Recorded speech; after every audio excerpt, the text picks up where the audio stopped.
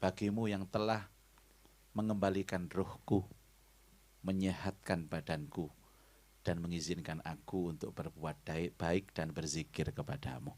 Semoga nikmat ini selalu ditambah sama Allah. Semua yang disyukuri akan ditambah. Nah, hari ini Bunda-bunda Yasmin, kita akan membahas satu sosok yang disampaikan Mbak Cita tadi. Sosok ini luar biasa.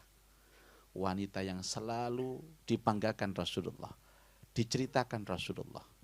Bahkan dalam sebuah hadis riwayat At-Tabrani dari Abdullah ibnu Abbas radhiyallahu anhu qala, Rasulullah bersabda, afdalu nisa'i ahlil jannah Khadijah binti Khuwailid, Fatimah binti Muhammad, Maryam binti Imran, Asia binti Mazahib.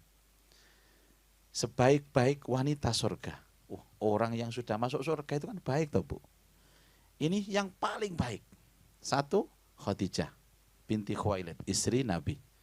Yang kedua, Fatimah binti Muhammad, putri Rasulullah. Yang ketiga, Maryam binti Imran. Yang keempat adalah Asia binti Mazahim. Coba lihat hadis ini, bunda-bunda sekalian, selalu dikasih binti. Ini adalah kebiasaan Nabi dan sangat dianjurkan kepada kita, bagaimanapun kondisi ayah kita, namanya harus ada di belakang nama kita. Tidak hanya pada saat akad nikah saja, tapi hari-hari kita harus menyandangkan nama ayah kandung kita di belakang nama kita. Dan itu barokah Ibu sekalian. Setiap kali Anda berbuat kebaikan dan menyebut misalkan Fulan, Fulana bin Fulan, Fulana binti Fulan, maka ayah kita akan mendapatkan berkah dari penamaan itu. Makanya disebutkan, walaupun Fatimah, walaupun Khadijah ini adalah istri Rasulullah, tidak ada Khadijah Rasulullah, Khadijah Muhammad, tapi Khadijah binti Khuwailid. Ya, dewas jenengku di belakangnya suamiku, Ustadz, gimana? Nah, kan belum terlambat. Masih banyak kesempatan. Sudah kadang dicetak kartu nama ribuan Ya. Ustadz, gimana? Ya, ada konten yang khusus untuk urusan komersial mungkin suaminya. Tapi urusan-urusan spiritual, urusan-urusan sosial, ayah kita ini akan selalu ada. Nah, dari karakter 4 wanita ini yang paling unik adalah Asia. Di mana uniknya bunda-bunda? Karena Asia ini justru menjadi sebaik-baik wanita surga itu karena suami. Jadi maaf, orang itu kalau baik itu harus ada alasannya baik. Ya, semua orang baik itu harus ada alasannya. Kalau saya mengatakan sama kayak doa, orang doa itu harus ada instrumennya, harus ada wasilahnya. Jangan berdoa tanpa wasilah. Dan wasilah itu ada 3, bunda-bunda Yasmin. Yang pertama wasilah dengan manusia, wasilah dengan tempat, dan 3 wasilah dengan waktu.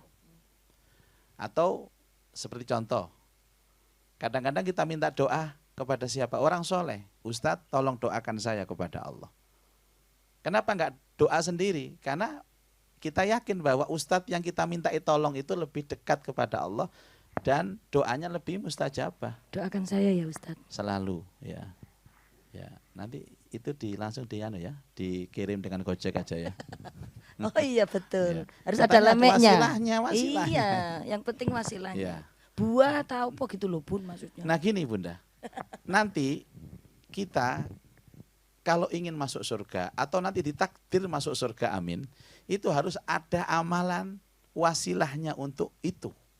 Dan yang unik ini, justru wanita yang dibanggakan Rasulullah, yang disebutkan wanita terbaik surga itu adalah wanita yang bersuamikan orang yang jahat dan orang yang kafir. Inilah menjadi hiburan wanita-wanita yang mungkin punya suami yang tidak sesuai harapan. Asia ini hiburan Bunda. Podo ambek aku rek. Cuma persoalannya, apakah yang diuji seperti Asia ini mampu berakhlak seperti Asia? Nah, itulah masalahnya. Kadang-kadang ujiannya podo, ngadepi gak podo. Ya beda Bunda. Nah makanya kita pengen tahu ceritanya ini.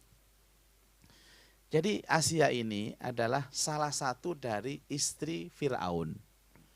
Tadi Mbak Cita sudah Salah satu ya, salah Ustaz? satu. Ya. Karena saya membaca beberapa literatur cerita, itu katanya istrinya itu 1000. Fir'aun yang dimaksud ini bukan Fir'aun nama Bunda. Fir'aun ini adalah julukan. Dan saya lihat literatur ini Fir'aun yang hidup pada zaman Nabi Musa alaihissalam itu namanya Ramses kelima. Yang sekarang muminya masih utuh ada di Egypt Museum. Atas izin Allah saya pernah ke sana 5 kali Bunda. 6 kali. Saya mengunjungi museum Fir'aun itu 6 kali. Dan memang bukti kebesaran Allah lewat itu disampaikan Allah lewat Quran. A'udzubillahi minasyaitonirrajim. Falyauma nunajjika bibadanika litakuna liman khalfaka ayah. Hari ini aku awetkan jasadmu agar menjadi pelajaran orang-orang setelahmu. Itu yang dimaksud Fir'aun yang hidup pada zaman Nabi Musa yang beristrikan Asia ini. Dan memang Masya Allah Bu, mungkin kalau ada lomba sombong, Fir'aun juara 1. Lomba sombong, Fir'aun juara 1. Sampai jadi mumi, jadi bangkai itu loh. Aura kesombongannya masih nampak di wajahnya. Masya Allah, na'udzubillah. Makanya jadi pelajaran, ibu-ibu nanti jamaah Yasmin insya Allah diajak Mbak Cita ke Mesir semua. Amin. Ya. Insya Allah disponsori nanti. Nggak tahu, mudah-mudahan ada yang mendengarkan ini sehingga mau jadi sponsor. Insya Allah ya. Nanti saya kembali ke sana tanggal 4 November Bunda insya Allah. Berangkat. Mari semuanya ikut ya. Ikut Ustaz ditanya. Amin. Nah, itu menikah dengan Asia. Dari sekian istri-istri yang tadi saya sebutkan ribuan istri itu, yang paling dicintai ini Asia. Apa bukti cintanya? Pada waktu itu Fir'aun bermimpi, mimpinya panjang sekali, yang arti mimpinya bahwa nanti akan ada anak dari turunan Israel, seorang laki-laki yang bakal menghancurkan kerajaan Fir'aun. Bunda-bunda koyo senang didongengi Mbak Dila. Iya seliut-seliut Ustaz itu. Ini dongeng pengantar tidur. Tapi ini dongeng yang diceritakan Rasulullah dalam hadis yang panjang. Saya sengaja langsung menerjemahkan saja supaya enak, simpel. Pernah saya itu menjelaskan masalah hadis dengan bahasa Arab. Jamaahnya mengangkat tangan dan bilang, amin ya Allah, amin ya Allah. Dikira ndonga. Nah pada saat itu ada 2 ibu yang hamil tua. Tidak disebut namanya ibu. Yang satu melahirkan Musa, namanya Musa A. Yang kedua Musa B. Musa A ini bakal jadi nabi, Musa B ini bakal jadi musuhnya nabi yang terkenal dalam Quran namanya Musa Samiri. Sama-sama lahir pada saat ada pengumuman siapa ibu yang melahirkan anak laki-laki dari suku Israel, maka harus dibunuh, harus disembelih. Itu karena paranoid dengan mimpi Fir'aun itu. Nah ibunya takut, dua-duanya ibu ini takut, akhirnya lahir sama-sama laki-laki. Yang melahirkan Musa A ini ditaruh di dalam peti, dihanyutkan ke sungai namanya Sungai Nil. Bun, bangun Bun, bangun. Loh, mereka ini khusyuk aja, khusyuk. Khusyuk. Ya. Nah, nanti ada. Wis nek didongengi nabi-nabi mesti diseliut-seliut. Nah, enggak, tapi ini serius Mbak Cita. Karena mereka merasa baru kali ini aku mendapat cerita selengkap ini. Masya Allah. Di pengajian Yasmin. Dan ini harus diceritakan, dalam Quran ada, di hadis juga ada. Dihanyutkan ke Sungai Nil. Nah insya Allah nanti saya sudah booking tanggal 4 itu, saya nginep di Hotel Grand Nil, bintang 5, karena apa? Itu hotel permukaan Sungai Nil. Jadi setiap kali sarapan, itu view-nya adalah Sungai Nil. Dan mengingatkan kita, disinilah dulu Nabi Musa alaihissalam waktu bayi dihanyutkan oleh ibunya, karena ketakutan dibunuh oleh Fir'aun. Masya Allah. Makanya kalau kesana-kesana itu senang Bunda, Masya Allah. Nanti kan ada khusus yang Yasmin ini, yang ke Mesir itu Bunda, itu saya akan mengajak mungkin dengan cukup menyiapkan dana 2.500.000 saja. 2.500.000 DP-nya. untuk cicilan yang pertama. Atau begini Ustadz, 2.500.000 kita ketemunya di Sungai Nil. Ya. Ibu boleh naik perahu dari Kalimir sini atau dari Kaliporong. Dari Kalimas. Ya. Nah, akhirnya apa? Hanyut Ibu. Dan Masya Allah, atas izin Allah, laki-laki bayi ini yang turunan Israel namanya Musa itu, hanyutnya di istana Fir'aun. Niku nek cara logika, iki apa ulo marani gepuk. Wong pengumuman sayembara setiap anak lahir laki-laki dibunuh kok. Ini malah nyangkut di situ. Dan pada saat itu Fir'aun ada di sana. Diambil bayi, ditelok, lu lanang. Kan kelihatan kalau laki sama perempuan, kelihatan Bu. Lu lanang. Iya ya Ustadz, lanang. Langsung baunya itu loh, baunya itu tahu. Makanya kan ada beberapa suku itu yang dia dengan pencium, oh tahu ini Madura, oh tahu ini Jawa, oh tahu ini Batak, oh tahu ini Dayak, itu ada. Dulu sudah tahu, Fir'aun itu tahu kalau ini Israel ini. Langsung diangkat, ambil pedang. Nah Asia ini datang. La taqtuluhu asa ayyan fa'ana au natakhidahu waladan wa hum la yash'urun. Gak usah amin Bunda, gak usah amin. Kali tono sing amin iki mau aku krungu. Angger ngomong bahasa Arab loh amini.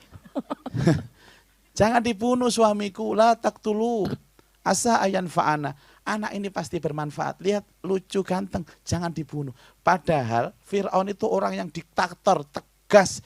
Dia tidak mungkin akan memakan ludahnya sendiri. Wes diumumno bakal dipateni loh Bu. Hanya karena seorang istri. La taqtuluh, jangan dibunuh. Nurut nang sing wedok. Kaget Ustaz. Sing getak kaget, sing digetak kaget pisan nih. Masya Allah. Itu menunjukkan bahwa Fir'aun cintanya luar biasa kepada Asia. Nurut ya Ustaz ya. Nurut. Tapi memang Fir'aun ini kan, kenapa kok sampai gak disebut nama Ibu? Ya supaya kita gak terlalu fanatik. Tapi memang Allah dalam Quran, urusan ibroh atau pelajaran dari manusia, itu tidak diambil nama, tapi diambil karakter. Makanya mungkin sekarang ini Fir'aun boleh mati kalusen, bongko. Tapi karakter Fir'aun itu muncul terus Bu. Di era ke era, di periode ke periode, sing jenenge Fir'aun, jenenge gak Fir'aun Bu. Paijo. Ya, pokoknya yes Paijo, Paimin, macam-macam. Namanya bukan tapi karakternya kayak Fir'aun. Salah satu hadis Nabi Shallallahu Alaihi Wasallam pernah menyampaikan siapa orang yang paling laknat itu atau suami siapa yang paling laknat itu. Sahabat menjawab Allah dan Rasul yang tahu. Rasul menjawab dialah Fir'aun. Kenapa ya Rasulullah? Karena Rasulullah membahas masalah rumah tangga. Karena Fir'aun itu setiap siangnya itu memukuli istrinya, malamnya mengumpuli istrinya. Siangnya dipukuli dulu, malamnya dikumpuli. Ternyata ada beberapa ibu-ibu yang datang ke saya Mbak Cita di Masjid Al-Akbar itu curhat masalah ini. Ustadz, gak tahu suami saya itu kalau siang marah-marah mukuli saya, malam ngumpuli saya dalam hati. Fir'aun urip mana tiba. Ya, ini karakter. Itu menunjukkan bahwa apa? Fir'aun cinta kepada istrinya Asia ini. Kalau nggak cinta Bu, dia akan memegang prinsip dibunuh itu bayi. Makanya kadang-kadang kalau suami cinta kepada istrinya, Masya Allah, kabeh dituruti, kabeh dikekno.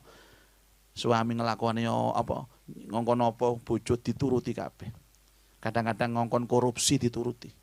Pokoknya papa kudu korupsi. Saking cintanya kepada istri, dituruti korupsi ini.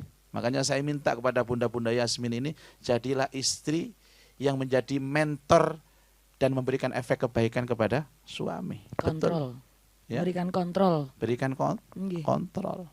Sehingga tuwe untuk aja melok. Saya kalau tak guyu pun ya. Tetap bersama dengan Ustadz Zaki Uki dalam ngaji Yasmin.